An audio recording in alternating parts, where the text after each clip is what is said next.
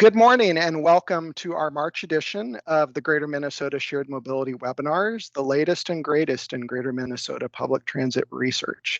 My name is Elliot McFadden. I'm your host. I am the Greater Minnesota Shared Mobility Coordinator. Just to give you a little background, these webinars are an ongoing program from MnDOT's Office of Transit and Active Transportation out of our Greater Minnesota Shared Mobility program.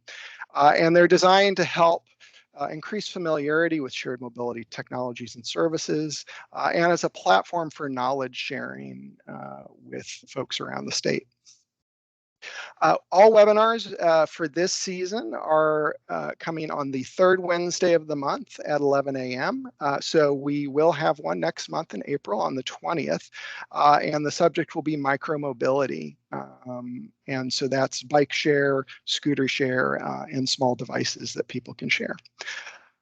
If you've got a staff person who would like to be a part of this and they're not currently on our invitation list, please feel free to send me their email address to my address here on the site, and we'll be happy to add them. All are welcome. I also did want to mention before we jump in to our presentations today, I wanted to make an announcement for some research opportunities for those in Greater Minnesota with the University of Minnesota's Resilient Communities Project. We are actually partnering with them on a project that's coming up this summer to take a look at building a public-private partnership best practices guide for transit agencies and municipalities in Minnesota. And the program is kind of neat. It is a opportunity to match you with a student research team, usually graduate students that are studying an area of expertise that is relevant to what you're interested in studying. And it's fairly economical. It's $6,000 per project, and as opposed to usually full blown projects with professional researchers usually are starting in the six-figure area. So this is a great opportunity if you've got an area either in transportation or if you've got somebody else in your community that has an issue or something you'd like to get some more research or help understanding.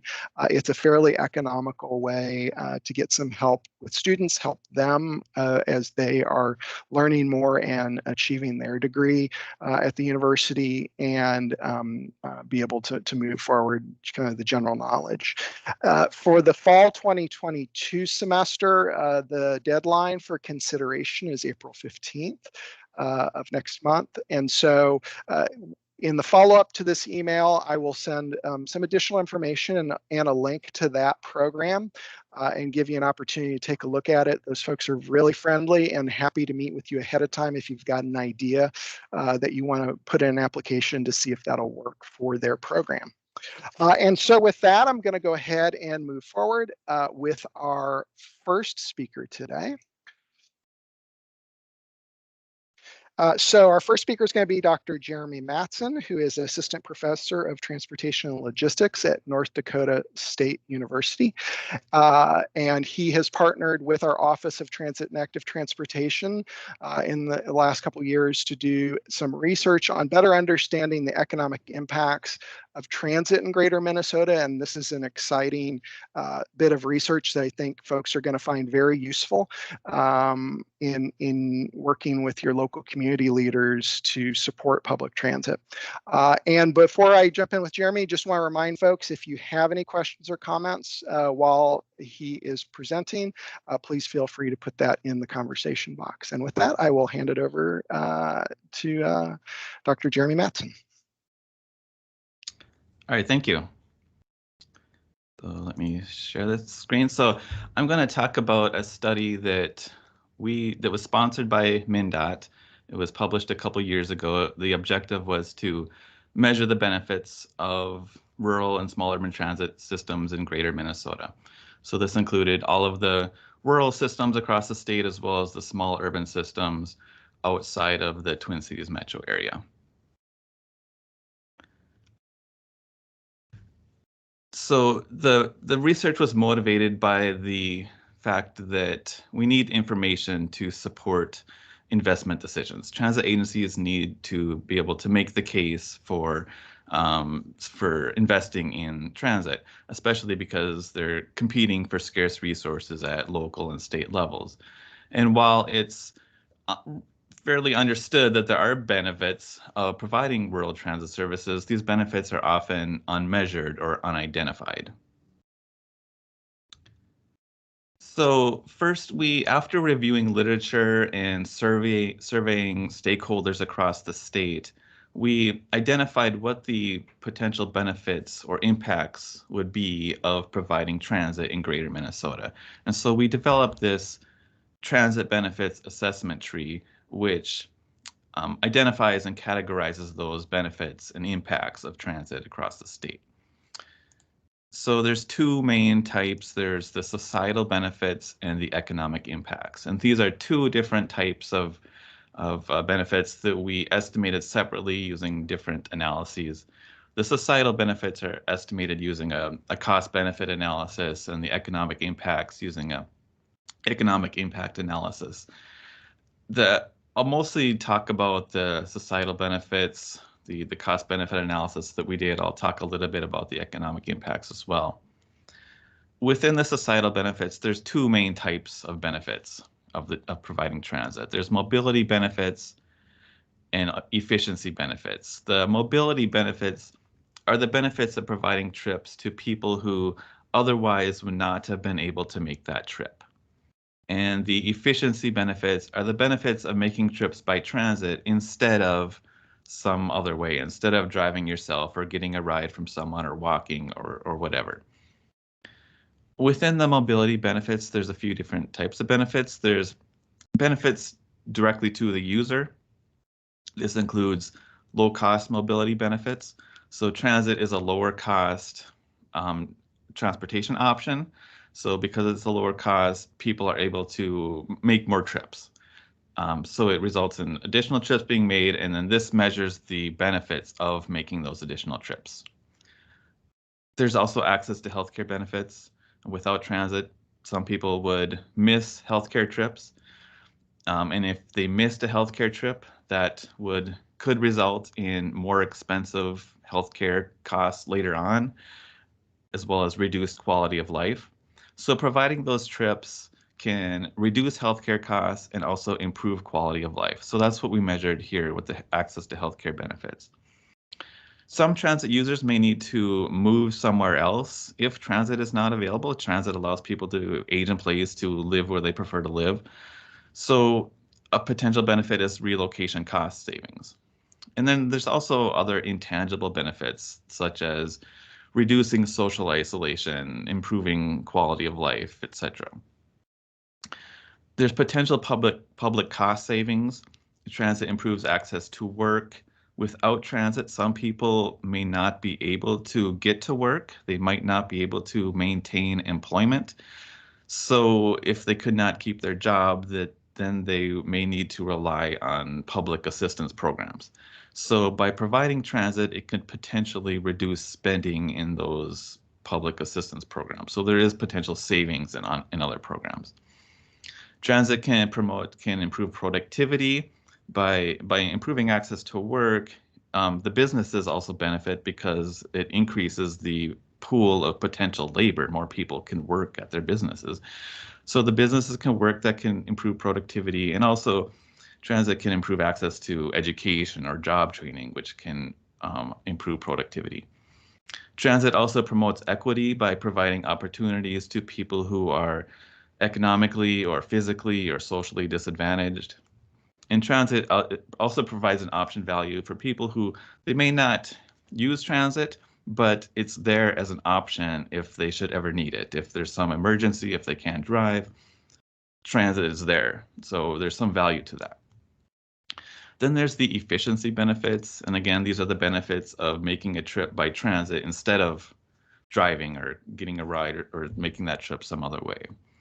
So that includes the vehicle operating cost savings, chauffeuring cost savings. If you have to rely on someone else for a ride, they need to take time out of their day to provide that trip, and they, of course, incur the cost of making that trip. There's also travel time impacts, safety benefits, environmental benefits, reduced reduced congestion, physical activity benefits. These were not as important in our study, but I'll talk a little bit about them. Then, separate from that, there's the economic impacts. Economic impact analysis looks at any changes in the economy due to a project or some service or activity. So that looks at changes in the number of jobs and labor income supported or value added, etc. So there's a few economic impacts that we looked at, including first impacts from transit spending or spending on transit programs. So transit agencies, they directly employ people, drivers, dispatchers, managers, etc. So the transit agency directly creates jobs. And then the transit agency also, they spend money on equipment, supplies, services. And so those other businesses would benefit. The businesses that provide those services or equipment, so they also benefit. So that's an indirect effect. And then the people who work for the transit agency and the people who work for those other businesses, they spend money within the local economy. So then there's additional effects of induced economic activity. So the economic impact analysis then tries to estimate all those different effects. And then we also looked at impacts from improved access to shopping. So because of transit, local businesses may benefit because more people are able to shop at those businesses. And then we also looked at impacts from increased population in the community. So like I said, transit allows people to live where they prefer to live. It can keep people living within the community. If more people are living in the community, they're spending money within the community, there's economic impacts from that. So we attempted to, and these are the benefits that we thought were most relevant for greater Minnesota. You know, in the Twin Cities or in some larger urban area, there's also other benefits which are important. We focused on the rural and small urban systems. We attempted to develop a method to measure these, and you see the benefits that are in green, we measured in dollar terms. The ones that are in blue were hard to put a dollar figure on, but we attempted to quantify them some other way. And then there's a couple in gray where we just did not have the data to be able to measure. So after developing the method for measuring these, we did a series of 6 case studies across the state where we applied that method and estimated those benefits. So first, we categorized the transit agencies in greater Minnesota into 6 different categories, which you can see based on the different colors in this map. And then from each of those categories, we chose one case study. So that included Paul Bunyan Transit, serves a very large rural area in the northern part of the state. Timber Trails, a smaller single county system. St. Cloud Metrobus, an urban system. Trailblazer Transit, a multi-county system near the Twin Cities. St. Peter Transit, a smaller system serving the community of St. Peter. And then Smart Southern Minnesota Area Rural Transit, a larger regional multi-county transit system in the southern part of the state. So for each of those 6 agencies, we did onboard rider surveys. You can see the number of responses we got for each of those. In the surveys, we asked the riders a series of questions. We asked them how often they use the service, what do they use it for, how often do they use it for those different purposes, why do they use it. We asked demographic questions. We asked them how they would have made the trip they were on right now if that transit service was not available.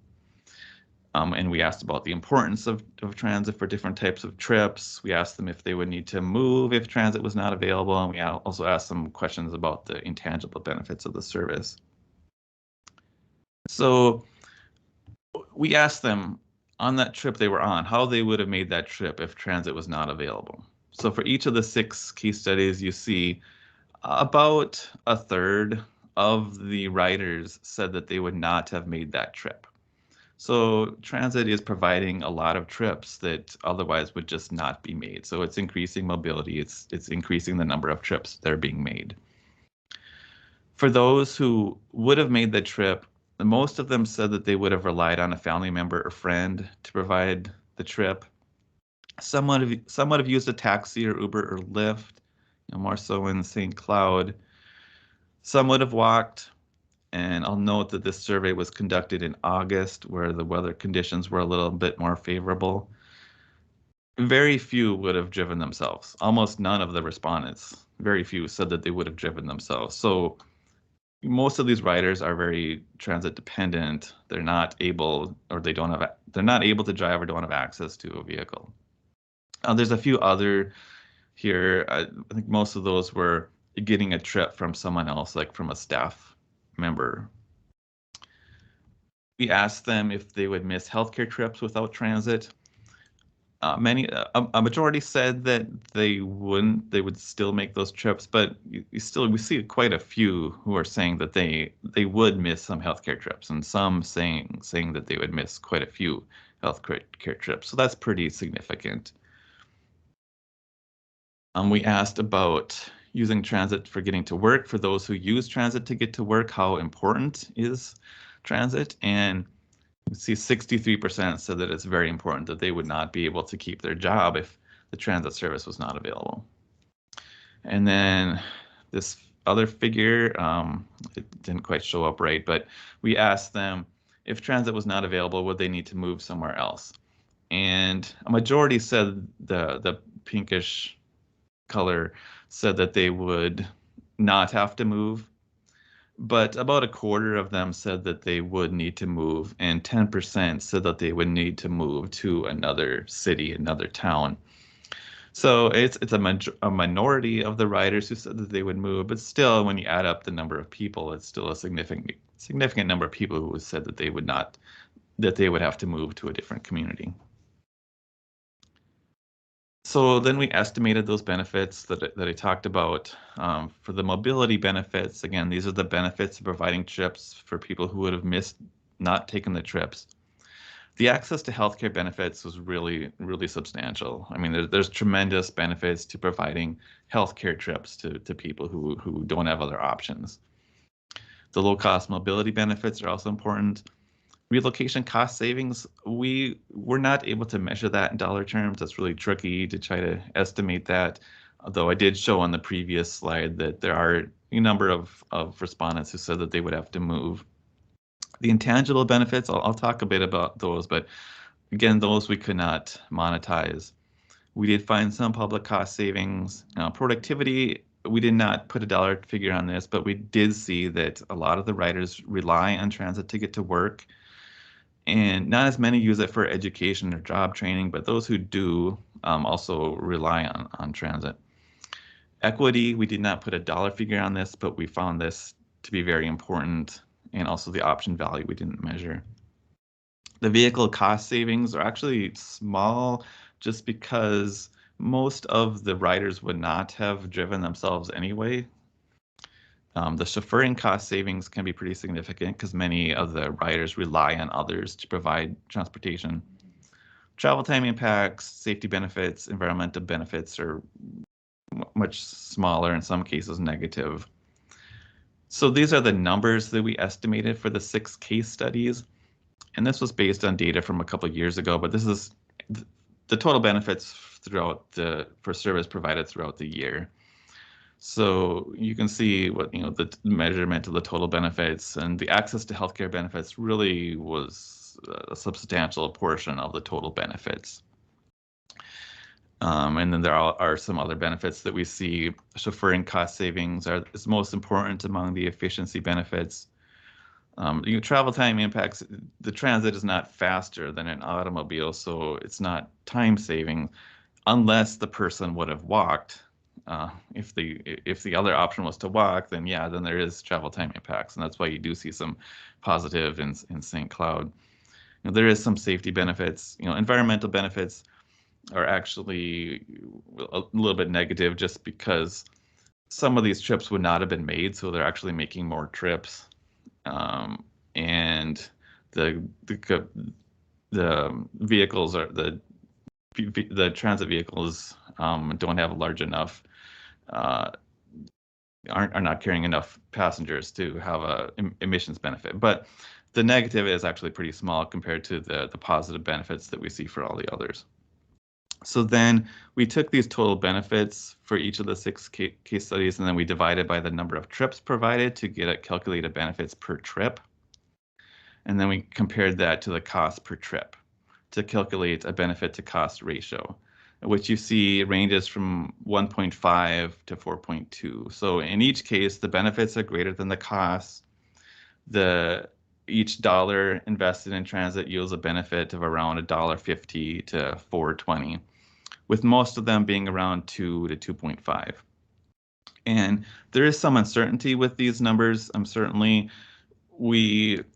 did some sensitivity analysis where I looked at all the different inputs that went into estimating these benefit cost ratios, and I varied those inputs. And even if we look at like the most conservative cases, the benefit to cost ratio is going to be greater than 1. It's most certainly greater than 1. So we see, we're fairly confident that the benefit cost ratio is greater than 1. And these numbers here are our best, most likely estimates.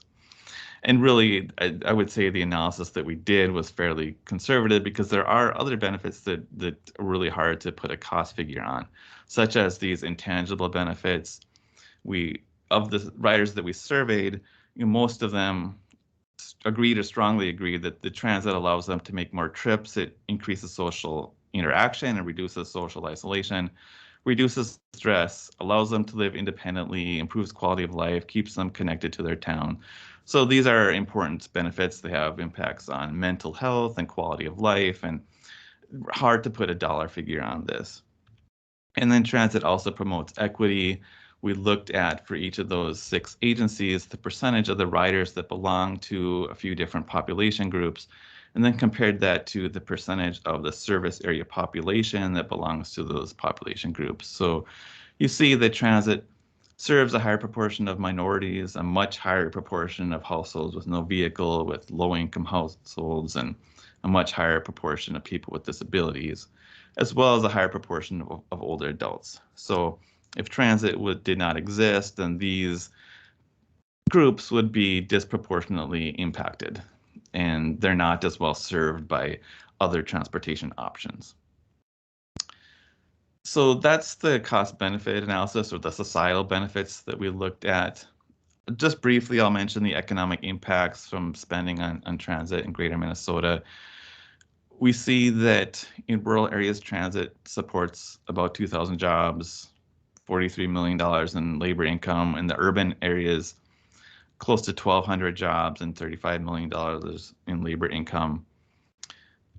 We looked at the impacts of shopping trips made by transit riders in Greater Minnesota. So you can see across the state, about 100 jobs were supported, $2.7 million in labor income supported. This is a little bit tricky to estimate because some of the shopping might have occurred anyway. In the study, we tried to look at how much of the shopping might have occurred online or would have been lost to some out of state online shopping like Amazon or something like that. It's really kind of hard we need some better data to really get a good estimate of that. And then lastly, the economic impacts of keeping people in the community. This is what we estimated. So, for example, in St. Cloud, by keeping people in the community, it supported 93 jobs, over $3 million in labor income. This is the website that has the MnDOT project page for this study. I don't expect you to write down this URL here, but if you download the presentation, you can click on this, and then you'll find the report. You'll find this website, which has the full report right here. I also created a spreadsheet user tool, which you could use, this would allow you to put in specific data for your transit agency, and it would calculate these numbers specific for your transit agency. And then the report is a fairly lengthy document with a lot of details, but we also created a number of short summary documents. A lot of these are just like 2-page summaries, which cover different parts of the report, which you could use as a handout or something. And I'll also acknowledge the MnDOT staff who were helpful with this project. Sarah Dunlap was the technical liaison. So then just in conclusion, we see that rural and small urban transit across greater Minnesota provides many benefits and economic impacts. Those benefits are greater than the costs. And a really large share of those benefits are from providing access to healthcare. And I would say that these estimates are conservative because there's some benefits that are really hard to put in dollar terms, like promoting equity and just reducing social isolation and stress and improving quality of life. So here's my email and there's our website, and I'd be happy to take any questions at the end. Thanks. Great. Thank you. That is an excellent report, and we'll also be sending out a link to that in the follow-up email when the recording comes out. So folks definitely take a look at that, and really appreciate all those other supporting materials that you have there. We do have a question in the box that we'll get to at the end, but if folks do, again, have any questions for the presenters, the chat box is a place to put that, and we'll get to that at the end of the webinar. And with that, we'll move on to our next presentation. We'll have Galen Ryan. He's a research professional at the University of Minnesota and is one of the staff folks working on a research project that our office is funding to look at strategies and ways that transit agencies and shared mobility can bring ridership back more quickly coming out of the pandemic. And so I have been the MnDOT lead on this project. So I've been working with Galen and the rest of the research team, and they are still in process. So this is sort of I think maybe 2/3 of the way through the project report. But he'll tell you a little bit more about the timeline, and we'll have the final report. But we thought a lot of the external field research is done, and now we're working through more of the analysis. So it was a good time to check in and give you guys an update. So I did see the presentation came up for a second and it's gone back away. So.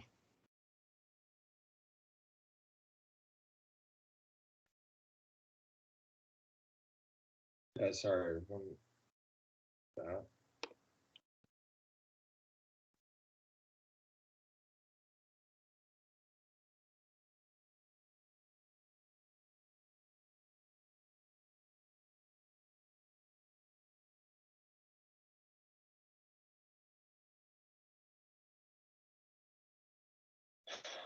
Sorry, it looks like Google Slides doesn't want to present well. So would you like me to present for you?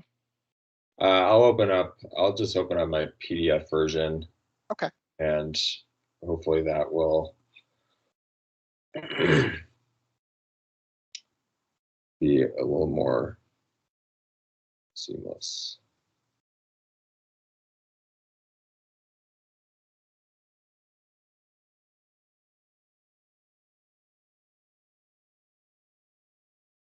Yep, I can see that. Great, thank you, Elliot, for inviting me today to present on this topic. Yeah, I'm a researcher at the Humphrey School of Public Affairs, and am working on this project with other researchers at the University of Minnesota. As Elliot mentioned, this project was sponsored by the Office of Transportation and Active Transportation at MnDOT. And it came out of the widespread social distancing during the pandemic that led to vast reductions in trips across public transit and other shared mobility services, and the impact that has on revenue of those agencies. And so the goal of this project was to help build a local context for the preferences and concerns of local riders post-COVID-19 on how best to attract them back to shared mobility and public transportation. So I'm working on this research project with 3 other researchers within the University of Minnesota. Professor Yingling Fan at the Humphrey School of Public Affairs is the principal investigator on the project. With the project started back in January of 2021, and The goals were to first develop an inventory of safety protocols that transportation agencies and shared mobility agencies were implementing in order to protect riders from COVID-19. We also plan to conduct an online survey of greater Minnesota residents to understand those safety concerns and preferences given potential safety measures that could be implemented to protect them. And with that data to then compile recommendations on what strategies will be most effective for reducing fears and helping attract riders back to these services. We began with a literature review in the spring of 2021. The literature on public transit really talked to the need for more research on user preferences. Much of the research at the time included agency perspective and other stakeholder perspectives. There was also an emphasis on making sure that this data helps build strategies for maintaining transit options through disruptions, such as the COVID-19 pandemic, for those riders who come to rely on these services. Research on shared mobility really spoke to the new interest in more active mobility and the opportunity to capture new users through additional investments, and also spoke to the interaction between public transit and shared mobility with the potential to capture more shared mobility users from riders looking to avoid more crowded buses.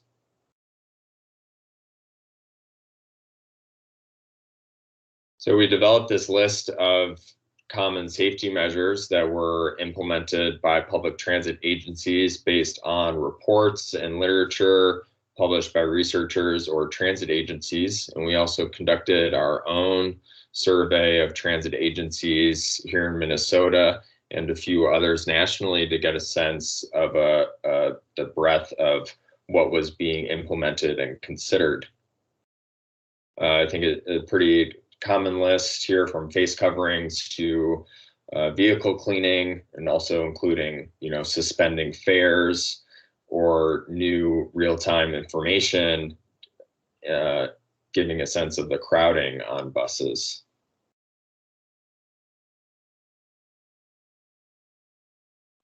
The list of shared mobility safety measures was developed by assessing the policies available online of the most prominent shared mobility providers in the car-based sharing or micromobility, be it scooter and bike services, and then coding that information to develop a similar list of these 7 categories that have some of the similar themes of face mask requirements of users and operators, additional cleaning procedures, additional communication on COVID-19 safety measures.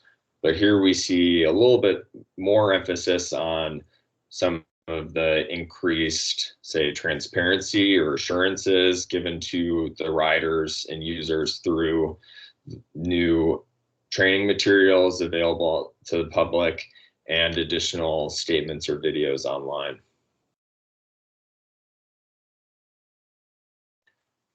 So this information of the literature review and these 2 inventories helped us compile and draft the survey that we conducted in Greater Minnesota. The survey was conducted in the fall between September and November. It was about a 15-minute survey, covered mode use, interest in public transit, interest in shared mobility, and also their interest in autonomous vehicles. We recruited participants primarily through Qualtrics research panel. Qualtrics is an online surveying platform that also does work to recruit survey participants. And so we contracted with them so that they would recruit participants based on our eligibility, which primarily was a resident of Greater Minnesota outside of the metro area. And then we also obtained a few additional surveys by email recruitment and posting some flyers on transit vehicles through Greater Minnesota transit agencies. In total, we collected 758 responses, with the geographic distribution illustrated in this map to the right by zip code. It was not as many survey responses as we were hoping for, but see good geographic representation. And the map also gives reference to the regional transit provider service areas and location of some municipal providers. Our main tool for analysis is using logistic regression, so that we're estimating the probability of an outcome rather than having a continuous variable such as blood pressure or endurance and maybe more traditional public health research. Here we're asking, are you a public transit user? Are you interested or not? And so we're looking at how some of the other variables and questions we asked in the study would help us predict that outcome. Here's a long list of the key explanatory variables, also known as independent variables, that we're investigating for various outcomes. Notably, the survey is predominantly white women, almost over half. We did hope to oversample people of color in Greater Minnesota so that we can conduct more specific analysis along racial lines. However, any one race category outside of the white non-Hispanic group was not high enough to conduct any meaningful assessment.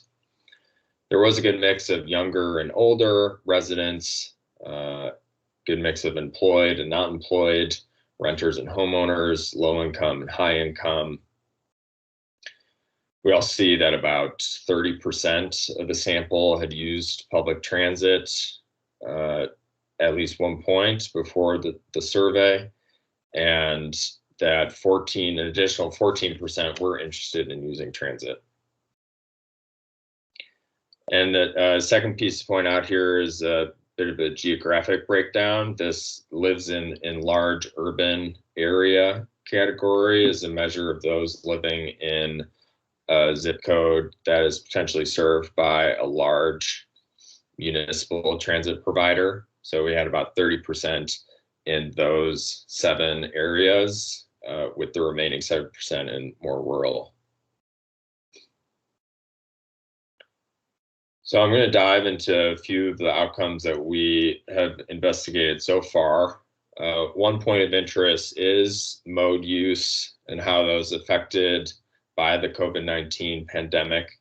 We asked respondents about these 8 modes and defined them to the respondent as shown here, looking to distinguish driving alone from carpooling and distinguishing the different shared mobility options.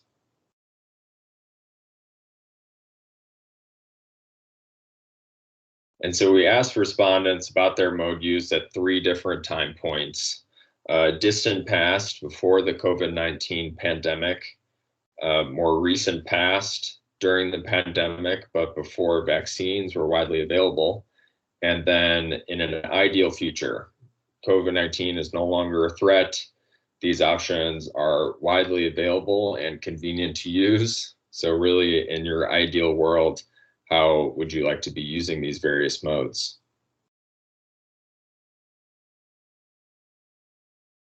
And so with this information, we're able to see a few things. One is the use at these 3 different time points. About 80% of the sample was using the drive alone mode before the pandemic. We see a slight dip in use during, but then also just a slight increase in those hoping to use this mode in that ideal future scenario.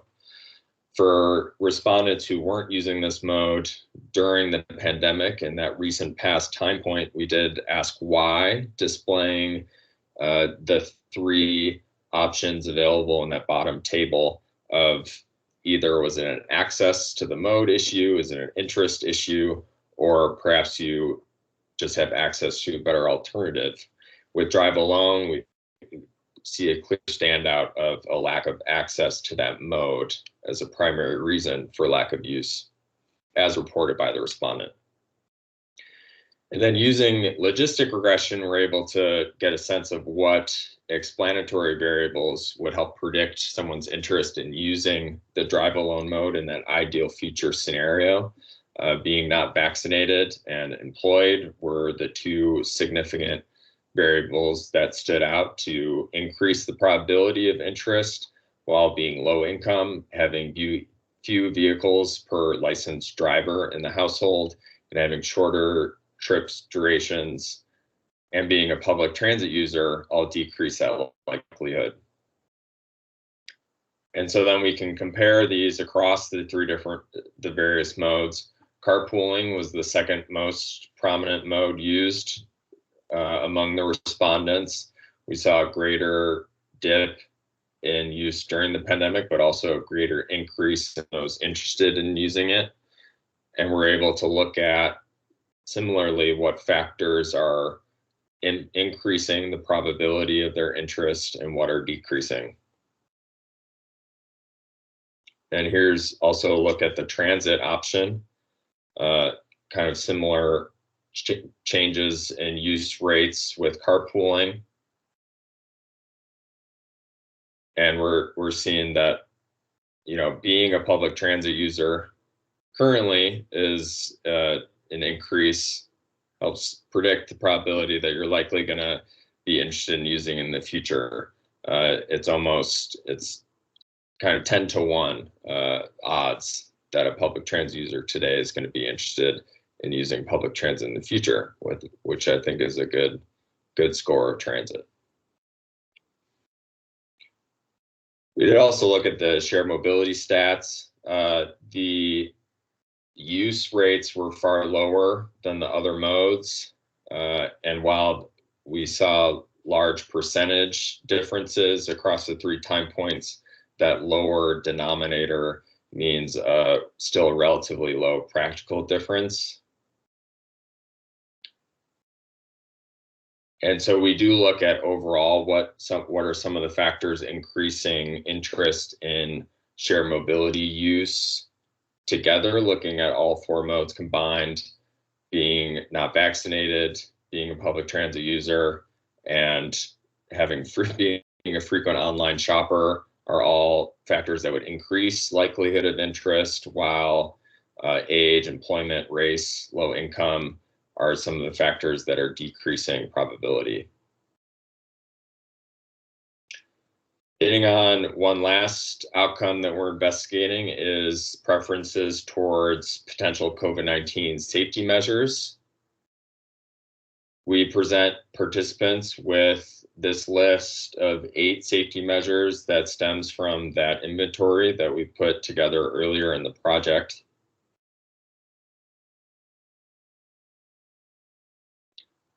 And so we ask participants, which of these measures, if implemented, would increase your likelihood of using public transit, and select all that apply. So the percentages don't add up to more than 100.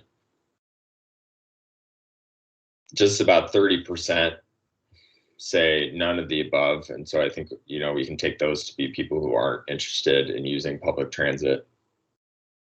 The top 4 selected were provision of sanitizer, enforcing face mask requirements, frequent cleaning, and also increased air ventilation or filtration, but with social distancing in a close 5th place. And so with similar to that mode use logistic regression, here we can predict what explanatory variables could help predict the likelihood that a respondent would select that particular COVID-19 safety measure. So across we see that having an increased risk to COVID-19, being a public transit user, having interest in public transit, gender are a few factors that are increasing the likelihood of selecting these 4 safety measures, including with living in the larger urban area, while being older and being not vaccinated are among the few that are decreasing probability across the board. One last piece that we look at too is asking whether respondents are thinking that COVID-19 safety measures are more important or general service improvements are more important in regard to increasing their interest in using public transit. We also present a third option of there is no difference. So here we see there's a slight, a slightly larger amount of respondents selecting that COVID-19 safety measures are more important. And then we look at what factors could be influencing that choice. Notably, public transit users and having interest in public transit seem to be split, so that there's an increased likelihood that they're going to select either COVID-19 safety measures or general service improvements, while gender, low income, high income, and race are some factors that are decreasing the probability of not thinking that COVID-19 safety measures are more important. So for next steps on the project are to finish completing the data analysis and the action plan in the next few months. And that action plan would include some of the strategy recommendations based on this data analysis of the various outcomes. So that analysis would include a more detailed look at the COVID-19 safety measures and service improvements for public transportation, and also shared mobility providers. It also looked at some of the more detailed perceptions and preferences of those who are actually using the public transit or shared mobility services. We'll give a look at the respondents' interest in autonomous vehicles as well. And the final report, which will include the data analysis and action plan, will be available this fall. And so with that, I'm happy to take questions and pass it back to you, Elliot. Great, thanks, Galen. If I can invite Jeremy back to join us, we'll get into some questions. Again, these were both studies that were funded through MnDOT, through the Office of Transit and Active Transportation, and I think based on conversations I've been having with our agency partners, I think these are both important areas of research, that help our agencies think about sustainability and value to the community. So I hope folks are finding that of value. I've got a question in the box, and would welcome any other questions, but I'm going to just start a question for both of you before we jump into that. Is there any aspect of the research that you've done that was a surprise to you, or what was something that you weren't expecting coming out of that? I guess I'll start with Jeremy, and then we'll go to Galen. I wouldn't say it was a surprise. Before this study, I'd done some similar research, so I kind of had an idea of what the benefits might be. Looking at the case studies, the tremendous benefits of providing transportation for healthcare is, it really stands out. And also the number, the percentage of the riders who can't drive or don't have access to a vehicle that really rely on the service is also pretty tremendous. So, not surprising so much, but I think the study really shows that. Yeah, and that to me seems like there's a financial component to that as well as a quality of life component to that that's covered. Mm-hmm. How about you, Galen? Yeah, I think for me is looking more at this explanatory variable of being not vaccinated. It's hard to see how to best incorporate that, because in some ways it's its own outcome variable. But yeah, the COVID-19 pandemic has almost created kind of a new group of people that, just wasn't really considered as much. So while it's a little amorphous, I think there are also some descriptions in the media of what this group looks like, that not vaccinated group. Yeah, that's interesting, and that certainly that group seemed to be less, kind of in the data we've looked at so far, seemed to be less interested in the protective measures, but not consistently so. And some things were positive and some things were negative. So that does seem to be a group, and I don't know kind of how agencies will go about parsing that out, but I think that's something you definitely have to be thinking about in messaging and going out to the public. I did have a question here that was during Jeremy's presentation. It says, under economic impact, have you quantified the value of having transit services or transit lines in the community for housing and economic improvement grants and development? Yeah, that wasn't something that we specifically looked at in this study. Like I mentioned, we just looked at the impact it has on keeping people living in the community, and also how it supports local businesses in terms of amount of trips for shopping and how much spending is made on those trips, and the economic impacts of that. But there's within this, with all the benefits and impacts that we identified, you could do a single study, just on each of those and go into a lot more detail. And with the scope of this project, some of those we couldn't go into as much detail. So that's not something that we particularly looked at, but it would be interesting to study. Great. And then Galen, there was a question about in the University of Minnesota study, I noticed Brown County had people respond to the survey. I'm wondering how many people from my agency responded, and I'm interested to see that writers actually look at signage. I'm interested to see that writers actually looked at signage in the bus. So I think they're thinking the signage that they helped put up may have helped bring in some responses. Maybe you want to talk a little bit to kind of the agency specific data. We didn't get into that kind of specificity in this general overview, but when the final report comes out, kind of some of the things people might be able to look at that are more specific to their area. Yeah, we do ask respondents if they had indicated they're using public transit, which transit agencies that they're using. And that's filtered by the area, and we also ask, for everyone, even in your area, which transit agencies have you heard of, to get a sense of that prominence of name.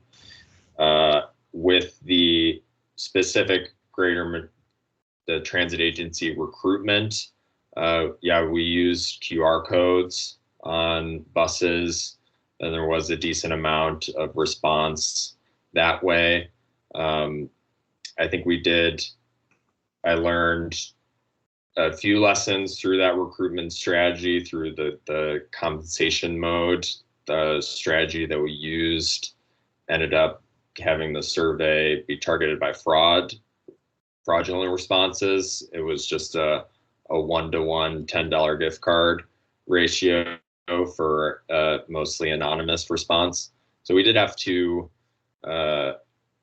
readjust our compensation strategy and kind of reach back out to respondents. And I think we probably lost some real respondents in that strategy. But I think still that recruitment strategy overall, I do think presents an opportunity for future study recruitment. Yeah, and I think one of the things we didn't get into in the presentation, but we did ask people if they, for their area, kind of what their knowledge of their agency and kind of perceptions of the agency, that is, if I'm remembering that correctly. So in the final report, that'll be something that agencies can look at, right? Yeah, that's right. It probably will be filtered by agencies that have at least like 20 people that respond. But for those users, we do ask, overall, how well do you think your agency, provided you updates to service changes, or overall, what was your satisfaction with your agency during the COVID-19 pandemic? So we will have that information to include.